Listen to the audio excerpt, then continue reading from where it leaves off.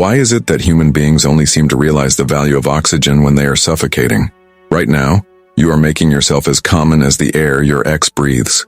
You are there when they wake up in the form of a notification. You are there in their thoughts as a persistent, pleading shadow. You believe that by staying visible, you are staying relevant. But according to the father of psychoanalysis, Sigmund Freud, you are actually committing psychological suicide. Freud discovered a haunting truth about the human psyche. The ego does not value what is abundant. It only values what it is in danger of losing forever. He called this the economic theory of the libido. In your ex's mind, you have become a devalued currency. By pleading, by staying in their orbit, and by making your presence guaranteed, you have crashed your own market value. You are a solved object, and the human mind has an evolutionary bias to ignore things it has already conquered. But there is a science of absence that can flip this script in an instant. When you truly disappear, not just a fake silence, but a total psychological vanishing, you trigger a phenomenon Freud called the narcissistic wound. Suddenly, the supply of your validation is cut off. The object they took for granted is gone. In the vacuum of your absence, their mind is forced to stop looking at your flaws and start looking at the giant, empty hole you left behind. Silence isn't just about not talking. It is a surgical strike on their subconscious. It is the only way to move from being a nuisance to becoming a necessity. Today we are going to dive into the Freudian mechanics of loss and desire. We will show you why your disappearance is the only thing that can restart the clock on attraction, and how to use the reality principle to make your ex feel the crushing weight of what they've actually lost. Welcome. If you are watching this, you are likely in pain. You are struggling with the urge to reach out, to fix things, or to explain your side of the story for the 1000th time. You feel that if you disappear, you will be forgotten forever. But the science of absence tells us the exact opposite is true. According to the foundational laws of psychology, absence doesn't just make the heart grow fonder, it makes the mind grow obsessed. Sigmund Freud revolutionized how we understand human desire when he explained that the mind is a delicate balance of energy. Right now, your ex has all the power because they have all your energy. By chasing them, you are keeping them full. They don't have to value you because they own you. But today we are going to learn how to reclaim that energy. We are going to explore why disappearing is the most aggressive and effective move you can make to regain your dignity and your attraction. But before we break down the Freudian mechanics of how your absence will haunt their thoughts, I need you to join this community of high-value individuals. This channel is dedicated to the psychology of self-mastery and relationship dynamics. If you want to stop being the one who chases and start being the one who is sought after, hit the subscribe button and turn on the notification bell. You are not just watching a video, you are beginning a psychological transformation. And to signal your commitment to this new path, I want you to go to the comment section and type this specific phrase, "I am the variable." By typing this, you are acknowledging that you are no longer a constant, predictable presence. You are becoming the mystery. You are becoming the variable that they can no longer control. In the next few minutes, we will explore the 3 stages of the science of absence: the starvation of the ego, the return of the repressed, and the revaluation of the object. Let's begin the process of making them realize exactly what they've lost. To understand why your ex has stopped valuing you, we must first look at the economy of the mind. Sigmund Freud proposed a revolutionary idea called the economic theory of the libido. He didn't view love as just a poetic emotion. He viewed it as a finite resource, a psychological currency called libido. In Freud's world, every human being has a limited amount of emotional energy. We invest this energy into objects, people, goals, or ourselves. When you are in a relationship, you and your partner are constantly exchanging this currency. But a breakup represents a massive market crash. The moment your ex decided to leave, they performed a withdrawal. They pulled their emotional investment out of you. However, you did the opposite. In your panic and pain, you took all of your remaining currency and threw it at them. You flooded their market. In any economic system, whether it is Wall Street or the human heart, when the supply of a commodity is infinite and the demand is zero, the value of that commodity drops to nothing. By pleading, by texting, and by being always available, you have made yourself the cheapest commodity in your ex's life. You are like a product that is always on sale, always on the shelf, and always begging to be bought. Freud would argue that as long as you are abundant, It is psychologically impossible for your ex to value you. Why? Because value is a byproduct of scarcity. The human id, the primal, animalistic part of our psyche, is a hunter. It is biologically wired to seek out that which is difficult to obtain. Freud's pleasure principle dictates that we seek the discharge of tension, but the tension itself is what creates the thrill of desire. When you plead, you remove all tension. You become a static object. Your ex knows exactly where you are, exactly how you feel, and exactly what you will do next. You have become predictable, and in the Freudian sense, predictability is the death of desire. By disappearing, you are performing a sudden market correction. You are removing the supply. When you stop the flow of texts, likes, and emotional appeals, you force your ex's mind to confront a new reality. The resource is gone. This triggers what Freud called narcissistic frustration. Your ex's ego has become addicted to the validation you provide. Even if they broke up with you, they still enjoy knowing that you are miserable without them. Your pain feeds their ego. It makes them feel like a high-value object because someone is crying over them. The science of absence dictates that the only way to stop feeding their ego and start building your own is to withdraw every single cent of your emotional currency. You must become a closed bank. When you disappear, the libido that your ex was receiving from you, the constant stream of attention, is suddenly cut off. This creates a vacuum. Freud observed that the human mind cannot tolerate a vacuum for long.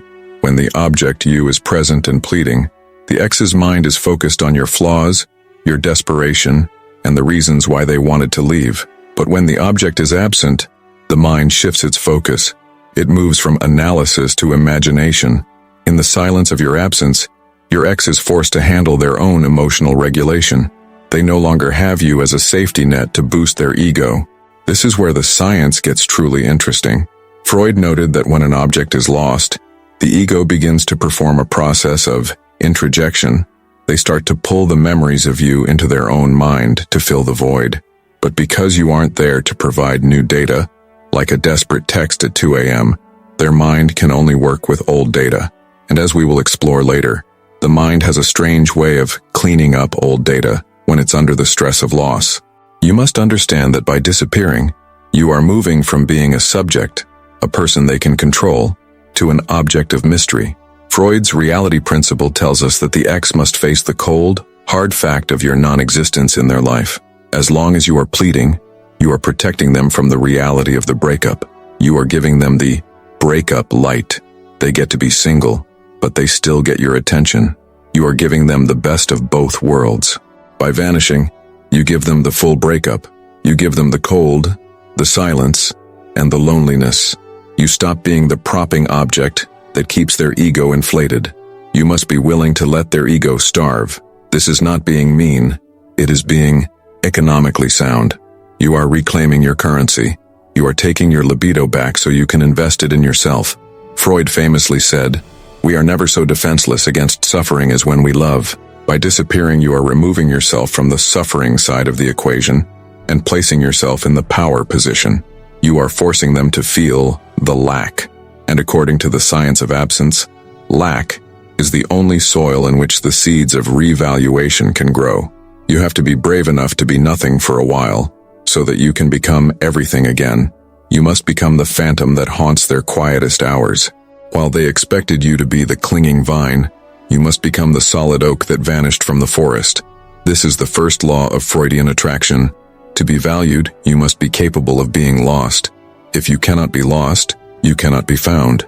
If you cannot be absent, you can never truly be present in a way that matters. Stop being the abundance that kills. Become the scarcity that commands respect. Take your energy back.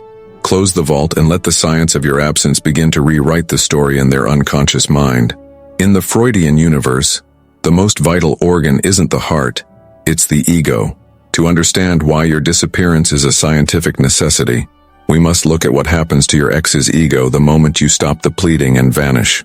Freud introduced a concept known as primary narcissism, the idea that we are all, at our core, deeply invested in our own self-importance. When your ex broke up with you, they were operating from a position of narcissistic superiority. By rejecting you, they effectively told their own psyche, I am the prize, and this person is a commodity I no longer need. When you plead, you are acting as a mirror that reflects this superiority back to them. Every I miss you text, every please talk to me call, and every I can't live without you social media post is a fresh coat of paint on their ego. You are providing them with what psychologists call narcissistic supply. As long as they have this supply, they feel no pain, no regret, and, most importantly, no need to change their mind. They are full. They have successfully outsourced their validation to you. But the science of absence dictates a brutal reversal. When you disappear completely, you create a narcissistic wound. Think of it as an emotional withdrawal. Suddenly, the mirror you were holding up to them is gone. They look for that notification, that ping of validation that tells them you are still miserable, and they find nothing. For the first few days, they might feel a sense of relief. Freud called this the pleasure principle in action, as they have avoided the tension of your presence. But as the silence stretches from days into weeks, that relief begins to curdle into anxiety. Freud's theory of anxiety suggests that it arises when the ego feels a loss of control. By disappearing, you have rejected their rejection. You have taken away their power to know where you stand. Their unconscious mind begins to spiral with questions it cannot answer. Why aren't they chasing me anymore? Did I miscalculate my own value? Have they found someone better? Someone who makes me look like the mistake? This is the moment the power dynamic flips. You are no longer the rejected object. You have become the uncanny mystery. The uncanny, das Unheimlich, is a Freudian term for something that is simultaneously familiar and foreign. You were a familiar constant in their life. By vanishing and becoming silent, you have become foreign. This creates a psychological itch in their mind. The science of absence proves that the human brain is wired for closure. When you disappear without a final plea, you deny them that closure. You leave an open loop in their subconscious. While you were pleading, you were a known variable. They could predict your every move. But in your absence, you become a fantasy object. Freud noted that in the absence of real data, the mind will project its own insecurities and desires onto the void. Because you aren't there to show them your weakness, their mind starts to fill in the blanks with your strength. They imagine you at the gym. They imagine you succeeding at work. They imagine you in the arms of someone else. They are now the ones doing the psychological work of the relationship. This leads to the return of the repressed. During the breakup, your ex repressed all the good memories of you to make the separation easier. They focused on your flaws to justify their exit. But anger is a high-energy emotion that requires constant fuel. Without you there to be annoying or be needy, their anger has no fuel. It begins to evaporate. And as the anger dies, the repressed good objects, the memories of your laughter, your scent, your intimacy, begin to float back to the surface of their conscious mind. The science of absence allows for a psychological detox. You are clearing the air of the toxic, needy energy and allowing the natural law of intermittent reinforcement to take over. You are teaching their brain that your attention is not a right, but a privilege that has been revoked. Freud's reality principle eventually forces them to face the truth. Life without you is not the paradise of total freedom they imagined. It is a world where they are no longer the center of your universe. For a narcissist, and we all have narcissistic traits, this is an intolerable injury. They will feel a desperate need to check the wound. This is why they send the breadcrumb texts. They aren't reaching out because they love you yet. They are reaching out to see if the object you is still in the drawer. If you remain absent and silent during these tests, the wound stays open. The anxiety increases. The economic value of your attention continues to skyrocket. Because the supply remains at zero, you are effectively training them to value you by demonstrating that you have the libidinal strength to exist without them. You must understand that your ex's ego is like a predator that has lost its prey. It will circle the last place it saw you. It will sniff the air. It will wait. By disappearing, you aren't losing them. You are moving into the high ground of the psyche. You are forcing them to confront their own castration anxiety, the fear of being powerless and alone. The science of absence isn't about playing a game. It is about restoring the natural order of attraction. Attraction requires polarity, and polarity requires space. By collapsing the space through pleading, you killed the attraction. By expanding the space through disappearance, you are creating the vacuum that will eventually pull them back toward you. Stay in the shadow. Let the wound deepen. Let the silence do what words never could. Make them realize that without you, Their ego is starving. We have arrived at the final and most powerful stage of the Freudian science of absence. This is the moment where the nothingness you have created transforms into a presence that your ex can no longer ignore. Freud's most poignant work on this subject, Mourning and Melancholia, explores how we process the loss of someone important. When you are present and pleading, your ex is not in mourning, they are in annoyance. They cannot miss you because you won't leave, but when you truly disappear, you force their psyche into the work of mourning. In the Freudian sense, revaluation is the process of assigning a new, higher value to an object that was previously discarded. This only happens through a psychological phenomenon known as the idealization of the absent. Freud noted that reality is often disappointing. When we are close to someone, we see their flaws, their bad habits, and their insecurities. These real data points clutter our perception, but when an object becomes absent, the mind begins to clean up the image. As the weeks of silence progress, the negative screen that your ex built to justify the breakup begins to crumble. Because you aren't providing new negative data, no desperate texts, no drunk calls, the superego, the moral and critical part of their mind, stops being the dominant voice. Instead, the id, the seat of primal desire, begins to whisper. The id doesn't care about the reasons why you broke up.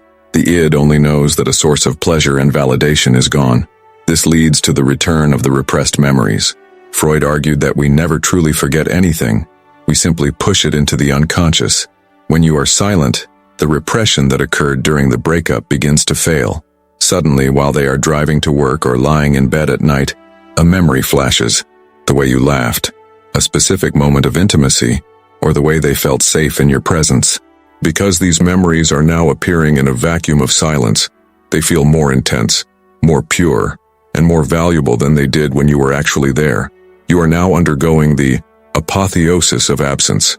You are being transformed from a needy ex into a divine memory. This is the science of why your ex will only value you when you disappear, because they can only fall in love with the idea of you, and that idea needs space to grow. Freud also discussed the concept of frustration attraction. In the Freudian economy, the ego is a hunter. When the ego is frustrated, when it wants to know something but cannot, the uncanny mystery of your life, it focuses all its libidinal energy on that point of frustration. By being absent, you are the ultimate frustration. You are the puzzle they cannot solve. Their mind becomes a loop, obsessively trying to find a signal from you.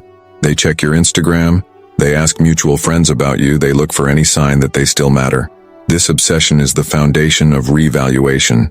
Value is not what you tell someone you are worth. Value is the amount of mental energy someone spends thinking about you. By disappearing, you have forced your ex to spend 100% of their emotional energy on the question of you. In the Freudian mind, if I am thinking about you this much, you must be valuable. The ego justifies the obsession by creating a new narrative. Maybe I made a mistake.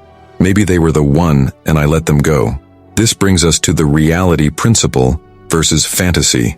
When you were pleading, you were reality, and reality was messy. Now that you are gone, you are fantasy, and fantasy is perfect.